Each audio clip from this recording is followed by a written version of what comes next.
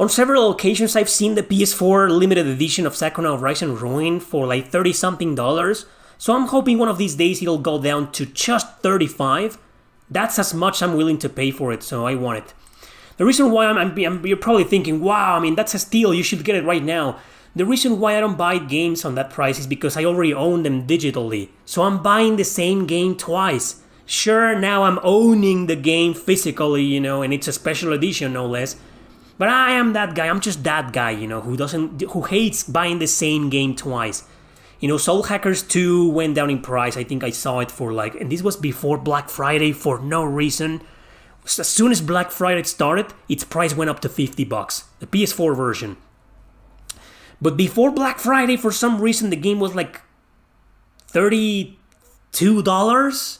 And I didn't get it because I own the game on the PS4 digitally. Sure, I don't really 100% own the game, but it's there. I can play it anytime, So why am I going to pay $35 for a game that I already own? So yeah, if I'm going to get Soul Hackers 2 or Tales of Arise, I own it digitally because of the review codes. So if I get it, I'm not going to pay $40 for a game that I already own physically. That's just my philosophy, That's just how I do things. That just means I'm in no hurry to buy those games because Tales of Arise is probably gonna go down in price considerably in a couple of years. It's gonna be $10 fucking dollars, So am I in a rush to collect Tales of Arise when I already own it digitally and I can play it anytime? No, right? That's my philosophy. Like I said. But with games like Nier Replicant and Austria Ascending, I don't own them physically or digitally. So I'm buying them, I'm paying $25 for each because I want to play them and I want to talk about them. But yeah, I just don't like buying games that I already own, even if they are digital. I've let go several opportunities in the past because I used to think the same with emulation. I was like, man, I can emulate all these games for free. Why the hell am I gonna buy them?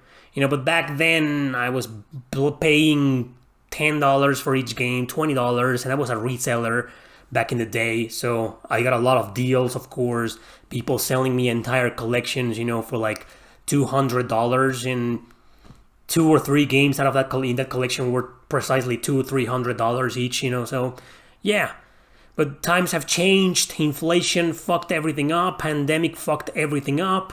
So right now, I'm taking care of my money, and like I said before, I'm trying to buy a house, buy my own place. Been saving money for years. And I want to focus on that instead of just buying games galore that I already own digitally. Nier Replicant and Austria Ascending, I'm going to talk about them. I'm not just buying them as a hobby, just to play them for my pleasure, I'm also buying them because this is my job. I'm going to talk about it. Anyway, so yeah, that's why I don't buy certain games, even though they're crazy cheap or considerably cheap or at a fair price,